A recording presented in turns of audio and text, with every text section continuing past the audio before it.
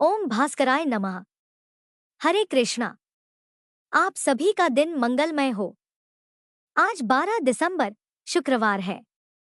पौष मास के कृष्ण पक्ष की अष्टमी तिथि आज दोपहर 2:56 बजे तक रहेगी। उसके बाद नवमी तिथि की शुरुआत होगी। आज का ब्रह्मा मुहूर्त सुबह 5:27 से 6:15 तक रहेगा। सूर्योदय सुबह 7:02 पर होगा और सूर्यास्त शाम 5:38 पर। नक्षत्रों की बात करें तो आज उत्तरा फाल्गुनी नक्षत्र सुबह 5:50 तक रहेगा। इसके बाद हस्त नक्षत्र प्रारंभ हो जाएगा। आज प्रीति योग सुबह 11:12 तक रहेगा और इसके बाद आयुष्मान योग आरंभ होगा। राहु काल सुबह 10:30 से 12 बजे तक रहेगा। और अब थोड़ी देर में हम सुनेंगे पौष मास महात्म्य का अगला अध्याय। उससे पहले हम सभी श्रवण करेंगे सीता नित्यनेम की कथा। इस कहानी को सीता माता कहती थी और प्रभु श्री राम सुना करते थे। एक दिन श्री राम भगवान को किसी काम के लिए बाहर जाना पड़ा तो सीता माता कहने लगी कि भगवान मेरा तो 12 वर्ष का नित्यनेम है। अब आप बाहर जाएंगे तो मैं अपनी कहानी किसे सुनाऊंगी। तब श्री राम ने कहा कि सीते आप कुएं की पाल पर जाकर बैठ जाना और वहां पर जो भी औरतें पानी भरने आएंगी उन्हें अपनी कहानी सुना दिया करना। सीता माता कुएं की पाल पर जाकर बैठ गई। तभी एक स्त्री आई। उसने रेशम की जरी की साड़ी पहन रखी थी और सोने का घड़ा ले रखा था। सीता माता उसे देखकर कहने लगी, बहन मेरा 12 वर्ष का नित्यनेम सुन लो। पर वह स्त्री बोली कि मैं तुम्हारा नित्यनेम सुनूंगी तो मुझे तो घर जाने में देर हो जाएगी और मेरी सास मुझसे झगड़ा करेगी। इसलिए उसने कहानी नहीं सुनी और अपने घर चली गई। लेकिन उसके घर जाते ही उसकी रेशम चेरी की साड़ी फट गई। सोने का घड़ा मिट्टी के घड़े में बदल गया। सासू ने देखा तो पूछा, अरे बहू यह किसका दोष अपने सिर लेकर आ गई है। बहू बोली, माँ जी कुएं पर एक औरत बैठी थी। उसने अपनी कहानी सुनने के लिए कहा लेकिन मैंने नहीं सुनी। शायद उसी का यह फल मुझे मिला है। बहू की बात सुनकर अगले दिन वही साड़ी और वही घड़ा लेकर सास कुएं की पाल पर गई। सास को वहीं पर सीता माता बैठी मिली। तो माता सीता ने कहा, बहन मेरी कहानी सुन लीजिए। सासू बोली, एक बार छोड़ मैं तो 4 बार कहानी सुन लूंगी। तब सीता माता बोली, राम आए लक्ष्मण आए देश के पुजारी आए नित नेम का नेम लाए आओ राम बैठो राम तपी रसोई जीमो राम माखन मिश्री खाओ राम दूध पताशा पियो राम सूत के पलका मोठो राम शाल दुशाला पोठो राम शाल दुशाला ओढ़ो राम जब बोलूं राम ही राम राम सवारे सबके काम खाली घर भंडार भरेंगे सबका बीड़ा पार करेंगे श्री राम जय जय राम। सासू बोली, बहन कहानी तो बहुत अच्छी लगी। फिर कहानी सुनकर सासू घर चली गई और उसकी साड़ी फिर से रेशम जरी की बन गई। मिट्टी का घड़ा भी फिर वापस से सोने के घड़े में बदल गया। बहू ने देखा तो कहने लगी, सासू माँ आपने यह सब कैसे किया। सासू बोली, बहू तू दोष लगाकर आई थी और मैं अब दोष उतार कर आ रही हूँ। बहू ने पूछा कि माँ जी वह कुएं वाली स्त्री कौन है। सासू ने बताया कि वह तो सीता माता थी। वह पुराने से नया कर देती है, खाली घर में भंडार भर देती हैं। वह लक्ष्मी जी का वास घर में कर देती हैं और मनुष्य की जो भी इच्छा हो उसे पूर्ण कर देती हैं। बहू बोली, माँ जी फिर तो ऐसी कहानी मुझे भी सुना दो। सास बोली कि ठीक है तुम भी सुनो। फिर सास ने कहानी शुरू की।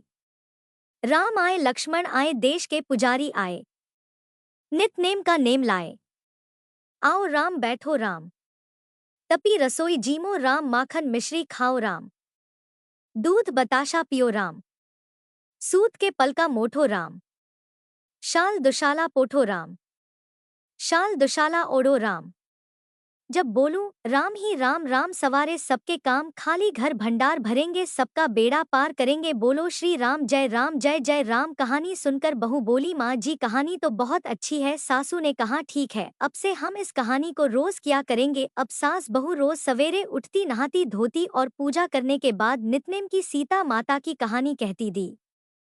एक दिन की बात है, उनके यहाँ पड़ोस की एक औरत आई और बोली कि बहन जरा सी आँच तो देना।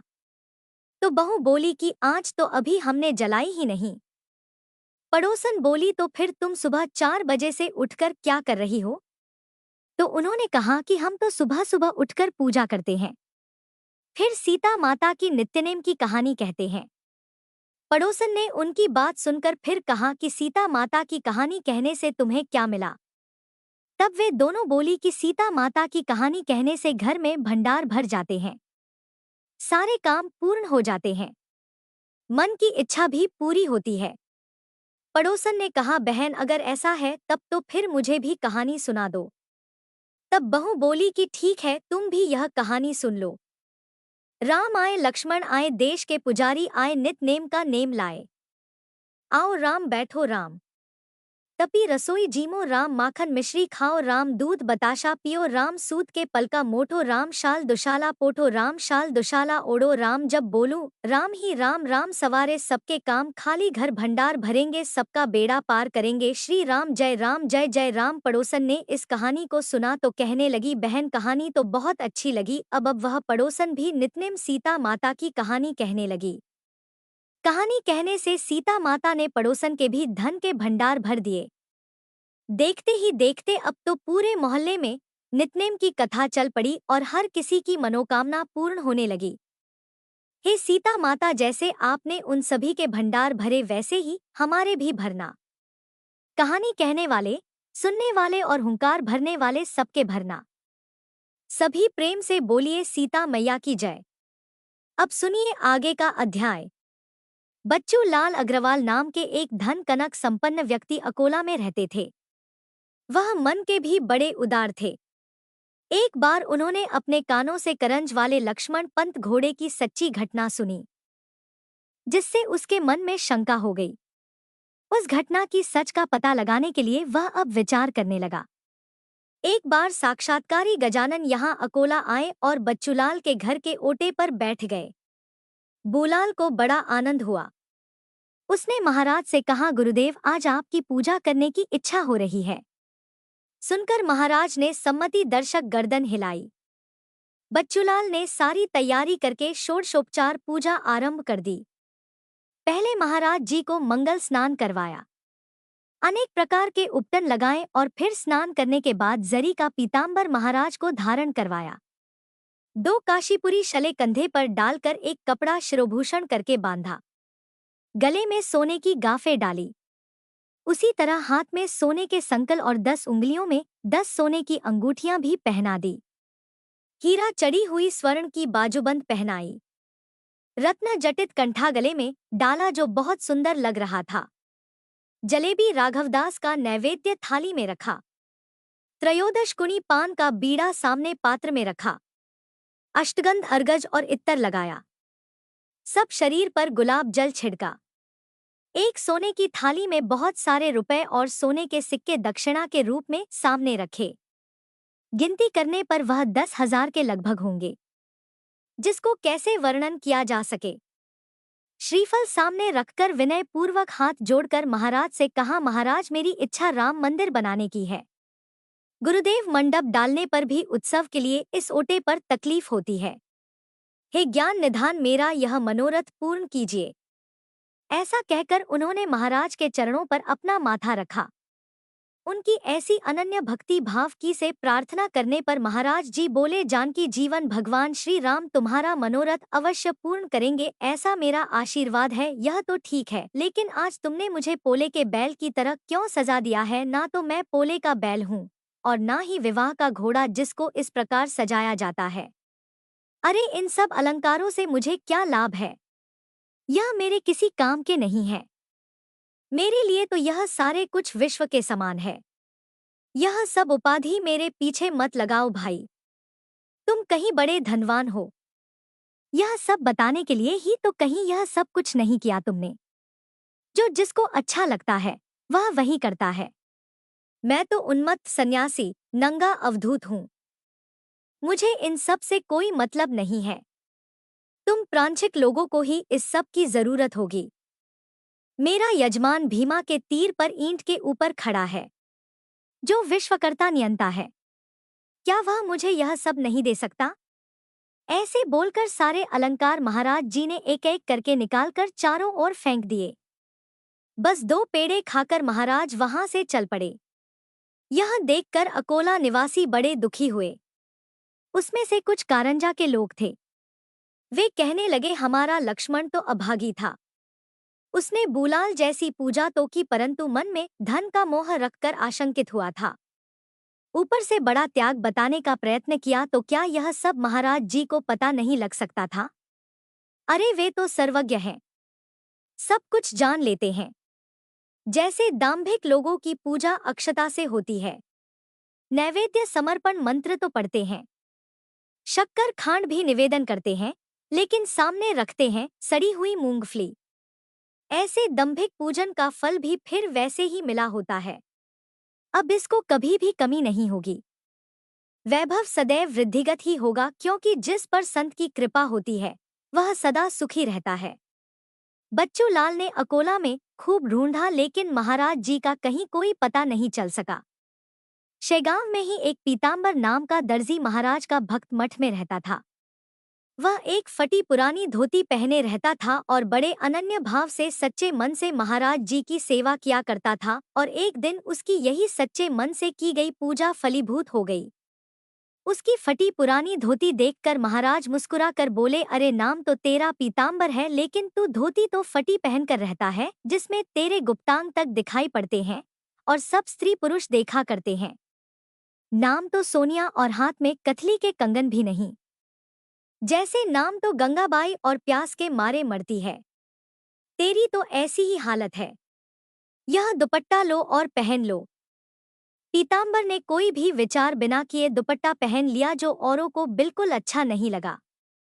स्वार्थ की ओर दृष्टि रखकर भाई ही भाई का शत्रु होता है। यह टेढ़ा मेढ़ा कथन मैं नहीं करता, क्योंकि गंदी नाली का मुंह खोलने पर दुर्गंध ही फैलती है।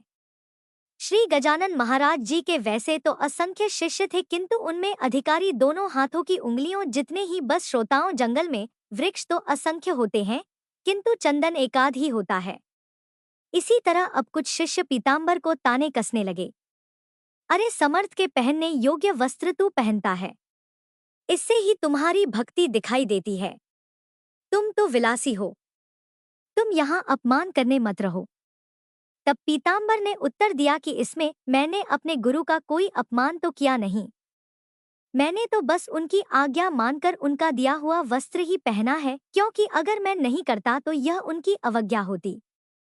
ऐसा वाद विवाद शिष्यों में जब बहुत बढ़ा, तो महाराज जी ने ही उसका निवारण करने के लिए कहा पीतांबर से कि पीतांबर बालक सजान होने पर माता उसे दूर कर देती है। मेरी तो तुम पर पूर्ण कृपा है। तुम पृथ्वी पर घूमकर शरणागतों का कल्याण करो। ऐसी आज्ञा सुनकर पीतांबर आंसुओं से भरी आंखों से महाराज जी को साष्टांग दंडवत करके जाने के लिए उद्यत हुआ। उसने एक बार भी मुड़कर मठ की ओर नहीं देखा, बल्कि शेगांव से निकलकर पीतांबर कंडोली में जा पहुंचा और जंगल में एक आम के वृक्ष के नीचे अपने गुरु का स्मरण करने बैठ गया। रात भर झाड़ के नीचे बैठा और चींटियों की तकलीफ से प्रातः सूर्योदय के समय पेड़ पर जा बैठा। पूरे आम वृक्ष पर चींटे ही चींटे थे। छोटी बड़ी सब शाखाओं पर पीतांबर गया, लेकिन कहीं भी उसे शांति नहीं मिली। सब झाड़ों पर चींटे चींटी थे। अब गोपाल लोगों ने जब उसका यह कृत देखा तो वे हैरान हो गए। आपस में बोलने लगे, अरे यह बंदर के समान उछल कूद क्यों कर रहा है? यह निर्भयता से छोटी बड़ी शाखाओं पर फिर कर आया, लेकिन नीचे नहीं गिरा। यह तो बड़े आश्चर्य की बात है। कुछ दूसरे लोगों ने कहा, अरे इसमें आश्चर्य की तो कोई बात ही नहीं। गजानन महाराज के शिष्यों में यह सामर्थ्य होती ही है। निश्चित ही यह गजानन महाराज का ही शिष्य है। इसके यहाँ आने का वृतांत हम लोग गांव में बताएंगे। गोपाल के मुंह से वृतांत जानकर गांव के लोग उसी आम के पेड़ के नीचे आए और पीतांबर को देखकर कहने लगे, अरे यह तो ढोंगी जान पड़ता है, जो गजानन महाराज के शिष्य के समान पागलपन करने का प्रयास कर रहा है। गजानन महाराज का सच्चा शिष्य भास्कर पाटिल था, जो आड़गांव में महल में ही समाधिस्थ हो गया था। भला समर्थ का शिष्य पेड़ा बर्फी छोड़कर यहाँ उपवास करने क्यों आएगा? तभी उनमें से एक व्यक्ति आगे बढ़कर पीतांबर से पूछने लगा, अरे भाई, तुम कौन हो? यहाँ किस लिए आए हो? तुम्हारा गुरु कौन है? तब पीताम्बर ने उत्तर दिया, मैं शेगांव का रहने वाला हूँ और मैं दर्जी हूँ। गजानन महाराज का शिष्य भी हूँ। महाराज ने ही मुझे पर्यटन करने की आज्ञा दी है, इसलिए मैं यहाँ आम वृक्ष के नीचे आकर बैठा। आम वृक्ष की जड़ में बहुत सारे चींटे हैं, इसलिए मैं ऊपर चढ़ गया। यह सुनकर लोग बड़े क्रोधित हो गए और कहने लगे, अरे बड़ों का नाम लेकर छल करने का प्रयास बिल्कुल मत करो। जैसे कोई स्त्री यह कहे कि मैं रानी हूँ और पेट भरने के लिए यहाँ मजदूरी करने आई हूँ। तुम तो बिल्कुल वैसे ही कह रहे हो। श्यामराव नाम के उस गांव के देशमुख ने कहा, अरे बहुरूपीय गजानन महाराज तो प्रत्यक्ष भगवान है। उनका नाम लेकर उनकी महिमा मत घटाओ। एक बार उन्होंने बिना ऋतु के आम वृक्ष को फल लगा दिए थे, और अगर तुम में सामर्थ्य है तो तुम केवल पत्ते लगाकर ही दिखा दो, और अगर तुमने ऐसा नहीं किया तो ध्यान रखना, हम तुम्हारी दुर्गति कर डालेंगे। यह बलिराम पाटिल का सूखा झाड़ है। इसको हम सबके सामने पत्ते लगाकर बताओ, नहीं तो मार खूब खाओगे। अगर तुमने यह करके दिखाया तो हम सबके लिए तुम पूजनीय होगे, क्योंकि सद्गुरु के शिष्य संसार में उन्हीं के समान होते हैं। ऐसा संसार में नियम है। अच्छा चलो, अब देर मत करो, इस आम के वृक्ष को हरा भरा करो। अब तो यह बात सुनकर पीताम्बर घबरा गया। कहने लगा, अरे भाई, ऐसा कहकर मुझे परेशान मत करो। पहले मेरी कथा तो सुन लो। जैसे एक ही खदान में हीरा और गार पत्थर निकलते हैं, वैसे ही मैं गजानन महाराज जी के शिष्यों में गार पत्थर हूँ, और इसमें बिल्कुल झूठ नहीं है। गार पत्थर से खदान को दोष नहीं लगता, फिर मैं भला अपने गुरु का नाम क्यों छुपाऊं? इस पर शमराव ने कहा, बेकार की बातें मत बढ़ाओ। शिष्यों पर संकट पड़ने पर वह ऐसे ही अपने सद्गुरु का आवाहन करते हैं। इस पर भी यदि शिष्य अधिकारी ना भी हो तो भी सद्गुरु उसकी सहायता तो अवश्य करते हैं। अगर तुम सच में गजानन महाराज के शिष्य हो तो तुम इस वृक्ष को हरा भरा कर सकते हो। यह सुनकर पीताम्बर की स्थिति एक तरफ गड्ढा और दूसरी तरफ कुएं जैसी हो गई। पीताम्बर को अब बड़ी चिंता हुई। उसे तो कुछ भी सूझ ही नहीं रहा था। उस सूखे हुए आम वृक्ष के पास सारे गांव के लोग इकट्ठा हो गए। उनमें स्त्रियां और बालक भी थे। सब उत्सुक थे कि देखते हैं अब आगे क्या होगा। अंत में निरुत्तर होकर पीताम्बर अपने सद्गुरु की अपार स्तुति करने लगा। हे समर्थ स्वामी गजानन, ज्ञान कोश के सूर्य पदंतों के रक्षक, अब इस समय दौड़िए। हे भक्तजनों के पालन करने वाले, मेरी वजह से अब आप पर दोष लगने वाला है। अपने भक्त की रक्षा करने के लिए इस आम वृक्ष को आप पल्लव से भर दीजिए। मेरा आप पर ही भरोसा है। आप शीघ्र मुझे प्राप्त हो, नहीं तो यहाँ मेरा मरण आ चुका है। प्रहलाद को सत्य करने के लिए खंभे से नरसिंह भगवान प्रकट हुए।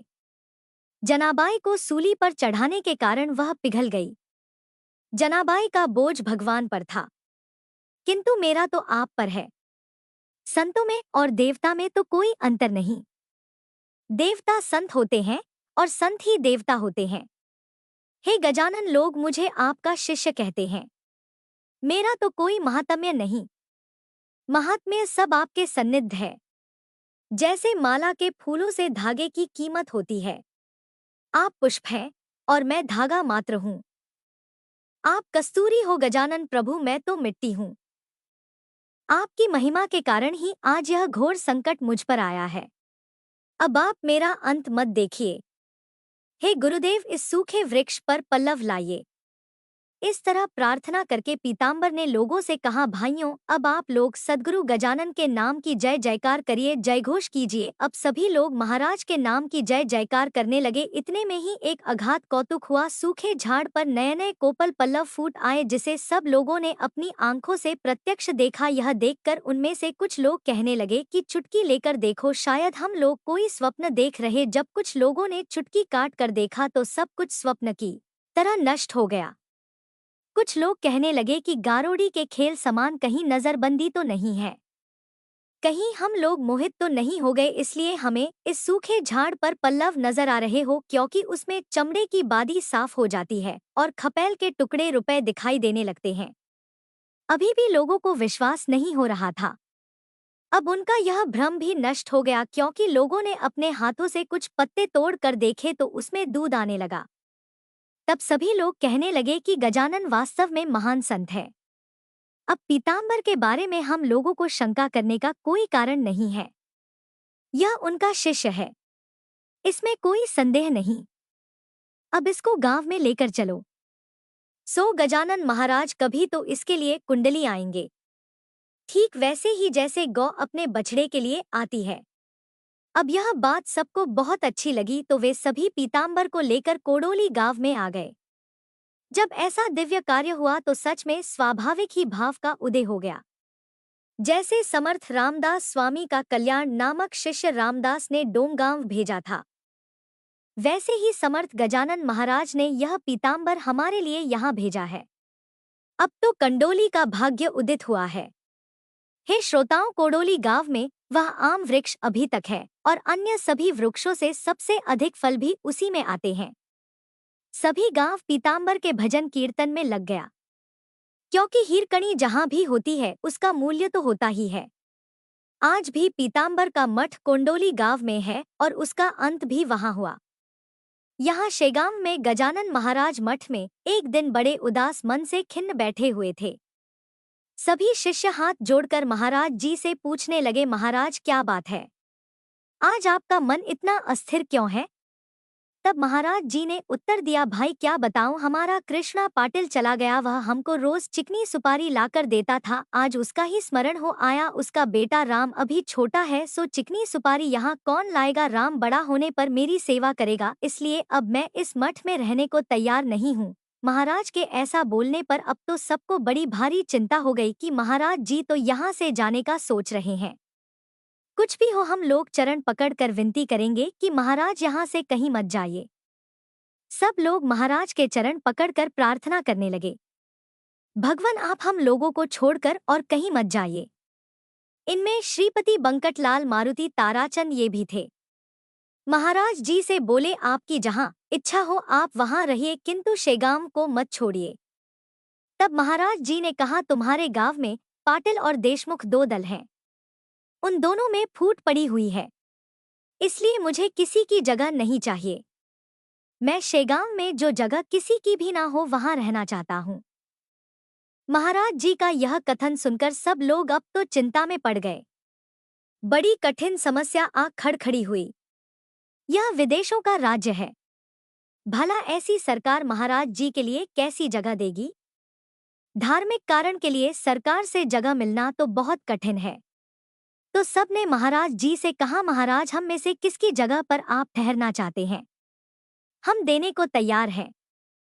सुनकर महाराज ने कहा, अरे यह सब तुम लोगों का ज्ञान है, जमीन तो सब सच्चिदानंद की है। आज तक जाने कितने ही राजा हो गए, फिर भी भूमि तो पांडुरंग के स्वामित्व में ही है। जाओ आप लोग प्रयास करो, जगह जरूर मिलेगी। अब आगे बात मत करो, हरि पाटिल के हाथों यश आएगा। यह सुनकर सब हरि पाटिल के पास आए और उनकी सलाह से अर्जी करके जगह मांगी। उस समय करी नामक सर्वाधिकारी बुल्ढाणे में था, जिसने अर्ज के अनुसार 1 एकड़ भूमि दान में दे दी। उसने यह भी कहा कि आप लोगों ने 2 एकड़ भूमि के लिए अर्ज किया था, मैंने 1 एकड़ दे दी है। अगर 1 बरस में आप लोग विकसित करते हैं तो मैं 1 एकड़ और भी दे दूंगा। इस प्रकार का प्रस्ताव सरकारी रिकॉर्ड में है। ऐसा महाराज जी की वाणी का प्रभाव था। फिर बंकटलाल और हरि पाटिल वर्गणी के लिए आए।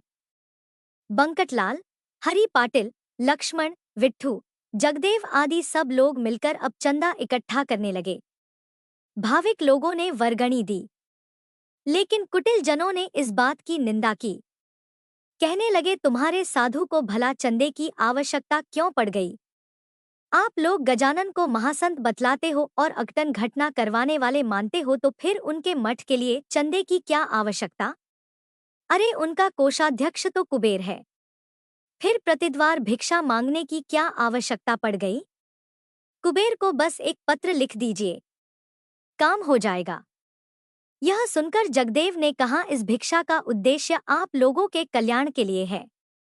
श्री गजानन महाराज जी के मठ के लिए आवश्यकता नहीं है। यह आप लोगों के कल्याण के लिए किया जा रहा है। स्वामी गजानन महाराज का पर्यटक यह पृथ्वी है। सब वन बगीचा है और तीनों लोक ही मठ है। अरे अष्ट सिद्धियां तो उनकी दासी हैं, जो उनकी सेवा में लगी हुई है। इसलिए वह आपकी परवाह नहीं करते। उनका वैभव तो बिल्कुल अलग है। भगवान सूर्यनारायण को भला अंधकार दूर करने के लिए दीपक के प्रकाश की क्या आवश्यकता? वह तो स्वतः ही मूल में ही प्रकाश में है। उनके लिए दीपक जरूरी नहीं है। कहीं हलकारा सार्वभौम राजा बन सकता है। इस लोक के ऐश्वर्य की इच्छा मनुष्यों को होती है, गजानन महाराज जैसे संतों को तो बिल्कुल नहीं। इसलिए कुतर्क त्याग कर इस कर्म द्वारा पुण्य संचय कीजिए। इस भूमि में पुण्य रूप यहाँ बीज बोइए। यदि बीज पत्थर पर बोया जाए तो उसका कोई उपयोग नहीं होता। सफेद कीड़े उसे खा जाते हैं। संत सेवा के जैसा कोई पुण्य नहीं है। और संत गजानन महाराज संतों के मुकुटमणि है। संत कार्य को दिया हुआ धन गुणोत्तरों से बढ़ता है। जैसे एक दाना बोने पर हजारों दाने वाला भुट्टा आता है, और ठीक इसी प्रकार पुण्यों की स्थिति है।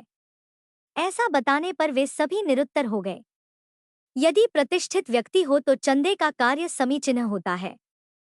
क्षत्रद्र व्यक्तियों से यह संभव नहीं। इसके बाद तो मिली हुई जगह में जल्दी से परकोटा बांधा गया। सब गांव के लोग काम में लग गए। अब भला कमी कहाँ किस चीज की थी? परकोटे का निर्माण हो रहा था। उस समय पत्थर चुना, रेती के लिए बैलगाड़ी लगी हुई थी। उस समय समर्थ जून मठ में थे। उन्होंने मन में ऐसा सोचा कि हमारे उस जगह बैठे बिना ठीक तरह से काम नहीं चलेगा। ऐसा सोचकर वे एक रेत की बैलगाड़ी पर बैठ गए। गाड़ी हाँकने वाला महार था, सो झट से दूर हो गया। तब महाराज जी ने उससे कहा, अरे नीचे क्यों उतर गया? हम परमहंस हैं, हमको छुआछूत की कोई बाधा नहीं होती। तब उसने उत्तर दिया, महाराज लेकिन आपके साथ बैठने की मेरी योग्यता नहीं है। मेरा आपके बगल में बैठना बिल्कुल उचित नहीं। हनुमान जी यद्यपि राममय हो गए थे, फिर भी वे भगवान रामचंद्र के बगल में कभी नहीं बैठे। हाथ जोड़कर सामने ही खड़े रहे। तब महाराज जी बोले, ठीक है, जैसी तुम्हारी मर्जी, मुझे कोई आपत्ति नहीं। अब महाराज जी बैलों से बोले, आप लोग गाड़ी के पीछे चलो। बैल आदेशानुसार चलते रहे, बगैर किसी उद्दंडता के, और वे बताई हुई जगह पर आकर खड़े हो गए। अब महाराज गाड़ी से उतरकर बीचों बीच जाकर बैठ गए, जहां अभी गोपुर खड़ा है। यही महाराज जी की समाधि है। यह जमीन 2 सर्वे नंबर में थी, 47 और 45। सर्वे नंबर था 700। महाराज जहां बैठे थे वहीं जमीन लेनी चाहिए, इसलिए यह करना पड़ा। उन 2 नंबरों से थोड़ी थोड़ी जगह चतुराई से कार्यकर्ता लोगों ने भी ले ली। आदेश तो 1 एकड़ का था, लेकिन समाधि मध्य साधन के लिए थोड़ी जगह कम पड़ गई। इसके लिए 11 गुंठा जगह लेकर फिर निर्माण कार्य शुरू हुआ, क्योंकि अधिकारी वर्ग ने आश्वासन दिया था कि काम देखकर आगे 1 एकड़ भूमि और दे देंगे। कंच दुष्ट लोगों की चुगली से 11 कुंठों का मामला बिगड़ गया, जिससे नेतागण मन में थोड़े घबराए। हरि पाटिल समर्थ से बोले कि महाराज जोशी नाम का एक अधिकारी जगह से तबादला होने के कारण यहाँ तलाशी के लिए आया है। तब महाराज जी ने हंसकर उत्तर दिया कि जगह के लिए किया हुआ दंड माफ हो जाएगा। यह सुनकर हरि पाटिल फूला नहीं समाया, क्योंकि अनुभव हो चुका था कि महाराज जी जो करते हैं वह सत्य हो जाता है। अब महाराज की प्रेरणा से जोशी ने इस तरह निर्देश दिया कि मैंने स्वयं जाकर पूछताछ की है, और गजानन संस्थान को जो दंड दिया गया है वह अनुचित है, उसे लौटा दिया जाए। दंड माफ होने पर हरि पाटिल को बहुत आनंद हुआ। समर्थ वाक्य कभी व्यर्थ नहीं होता। अब इस नए स्थान पर महाराज जी द्वारा प्रकट की गई लीलाओं का वर्णन आप सभी को अगले अध्याय में सुनने को मिलेगा। यदि आपको यह कथाएं अच्छी लगी हों तो कृपया वीडियो को लाइक करें और आज कमेंट बॉक्स में अपने विचार अवश्य लिखें।